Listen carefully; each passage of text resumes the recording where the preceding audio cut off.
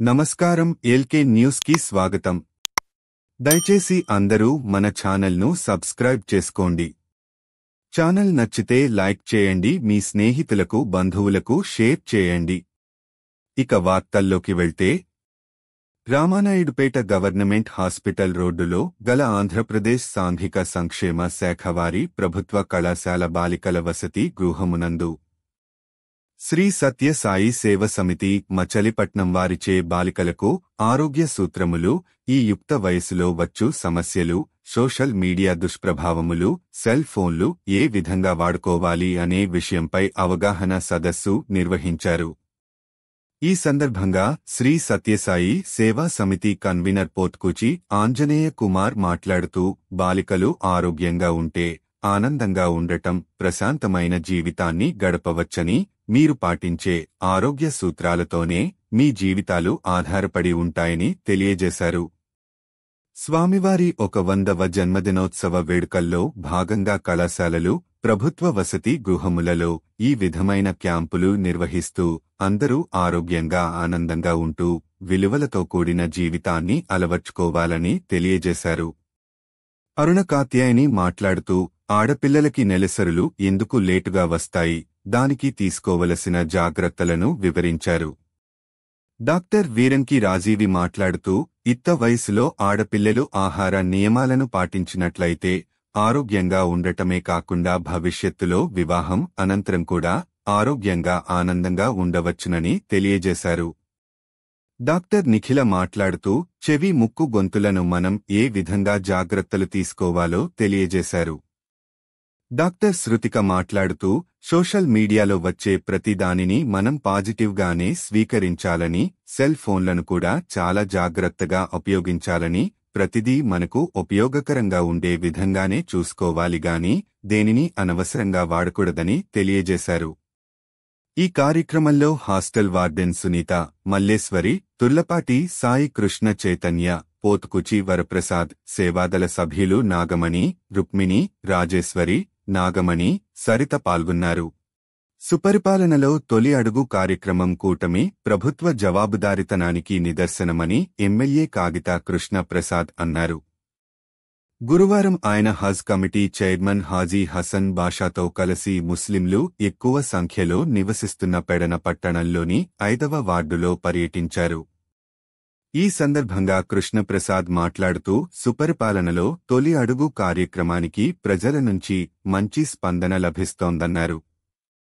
రాష్ట్ర ఆర్థిక పరిస్థితి బాగాలేకపోయినప్పటికీ పరిపాలనాదక్షుడైన ముఖ్యమంత్రి చంద్రబాబు నాయుడు రాష్ట్రంలో సంక్షేమ, అభివృద్ధి కార్యక్రమాలను సమర్థంగా అమలు చేస్తున్నారని కృష్ణప్రసాద్ ప్రశంసించారు. హజ్ కమిటీ హాజీ హసన్ బాషా మాట్లాడుతూ, ముస్లింల అభివృద్ధి, సంక్షేమానికి సీఎం చంద్రబాబు చిత్తశుద్ధితో కృషి చేస్తున్నారన్నారు.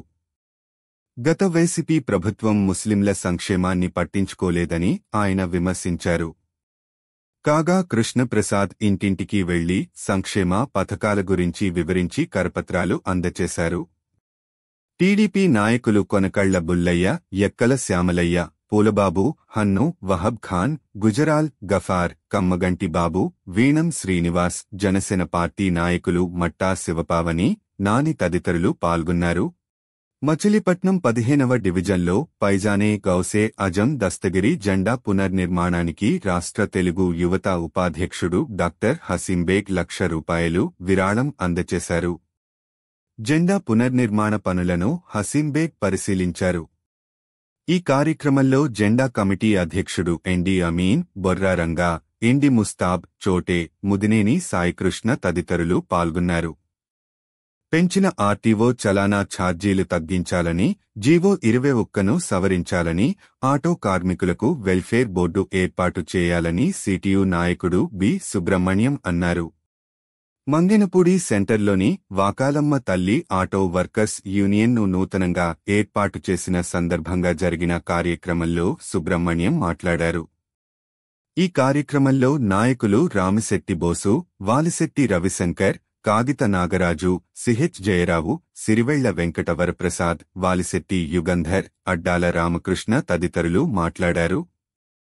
రాష్ట్ర స్థాయిలో గుంటూరు జిల్లా రేవేంద్రపాడులో జరిగిన రాష్ట్ర స్థాయి పవర్ లిఫ్టింగ్ పోటీల్లో మచిలీపట్నం ఆదిత్య డిగ్రీ కళాశాల విద్యార్థి కొల్హా హర్షిత్ సాయి 2 విభాగాల్లో తన ప్రతిభను ప్రదర్శించి బంగారు పతకాలు సాధించాడు.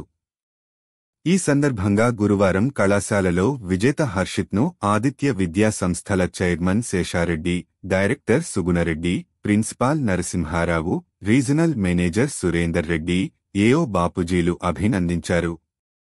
ఆర్బికేల్లో దోపిడీ చేసిన వైసీపీ నాయకులు ప్రజలను తప్పుదోవ పట్టిస్తూ ఎరువుల కొరత ఉందంటూ డ్రామాలాడుతున్నారని market yard chairman Kunche Nani ధ్వజమెత్తారు. గురువారం టీడీపీ కార్యాలయంలో జరిగిన విలేకరుల సమావేశంలో కుంచే నాని మాట్లాడారు.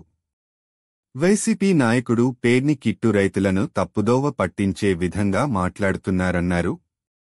మచిలీపట్నంలోని ప్రాథమిక వ్యవసాయ పరపతి సంఘాల్లో పుష్కలంగా ఎరువుల నిల్వలు ఉన్నాయన్నారు. రైతులు తమకు కావలసిన ఎరువులను సహకార సంఘాల ద్వారా పొందుతున్నారన్నారు. మాజీ ఎంపీపీ టీడీపీ రూరల్ మండల అధ్యక్షుడు కాగిత వెంకటేశ్వరరావు మాట్లాడుతూ వైసీపీ హయాంలో ప్రాథమిక వ్యవసాయ పరపతి సంఘాలను పట్టించుకోలేదన్నారు.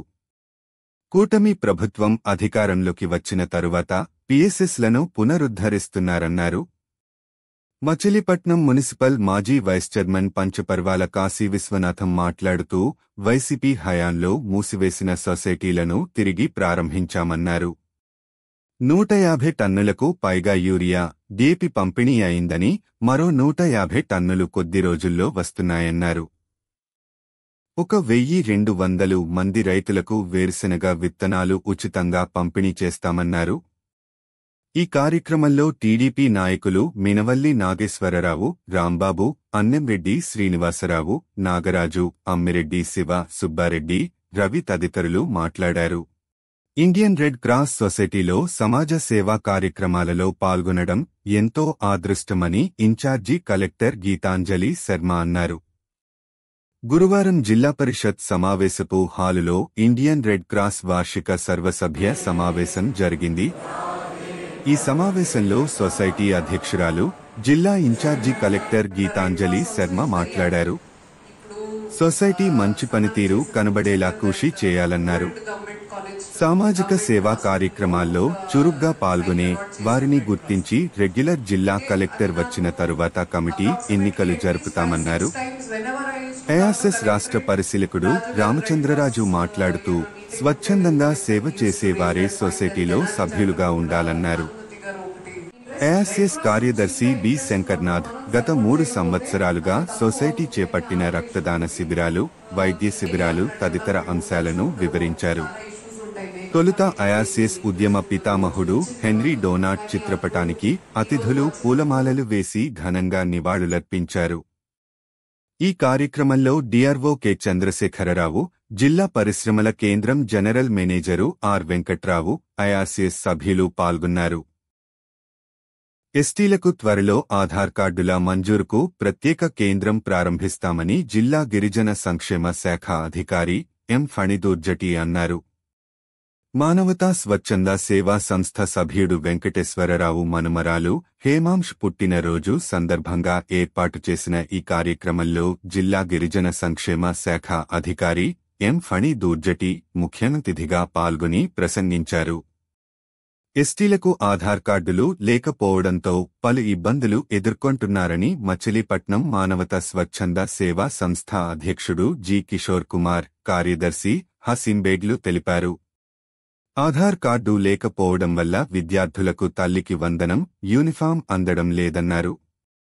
నారాయణపురం, రైలుపేట ఎస్టీ కాలనీలలోని పాఠశాలల్లో విద్యార్థులకు పలకలు, ప్యాడ్లు, నోట్బుక్స్, పెన్నులు, వాటర్ క్యాన్లు, బిస్కెట్లు అందజేశారు.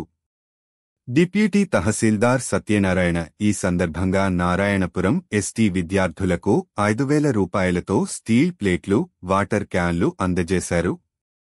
సంస్థ అధ్యక్షుడు కిషోర్ కుమార్ మాట్లాడుతూ ఎస్టీ కాలనీలలో సర్వే నిర్వహించి అందరికీ ఆధార్ కార్డులు అందజేసి ప్రభుత్వ సంక్షేమ పథకాలు అందేలా కృషి చేయాలన్నారు.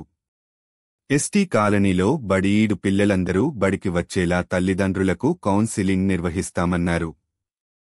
హసీంబేగ్ మాట్లాడుతూ ఎస్టీలకు ప్రభుత్వ సంక్షేమ పథకాలు అందేందుకు మంత్రి కొల్లు రవీంద్రకు చెప్పి అందేలా కృషి చేస్తామన్నారు. ప్రముఖ సీనియర్ న్యాయవాది లంకిశెట్టి బాలాజీ మాట్లాడుతూ ప్రభుత్వ ఉద్యోగాలలో ఎస్టీ బ్యాక్లాగ్ పోస్టులు ఖాళీగా ఉంటున్నాయన్నారు.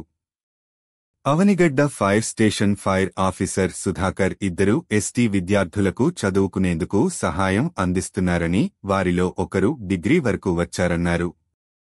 ఇంకొకరు 9వ తరగతి చదువుతున్నాడని తెలిపారు. మానవతా స్వచ్ఛంద సేవా సంస్థ జాయింట్ సెక్రటరీ పివి ఫణికుమార్ ఆధ్వర్యంలో నిర్వహించిన ఈ కార్యక్రమంలో వడ్డీ చిరంజీవి కుమార్, కుంభ రవికిరణ్, సురేష్ బాబు, వెంకటేశ్వరరావు, పాఠశాల ఉపాధ్యాయులు తదితరులు మాట్లాడారు. డిగ్రీ చదువుతున్న విద్యార్థులను మానవత స్వచ్ఛంద సేవా సంస్థ సలహాదారుడు లంకిశెట్టి బాలాజీ సత్కరించారు. ఈ వార్తలు ఇంతటితో సమాప్తం.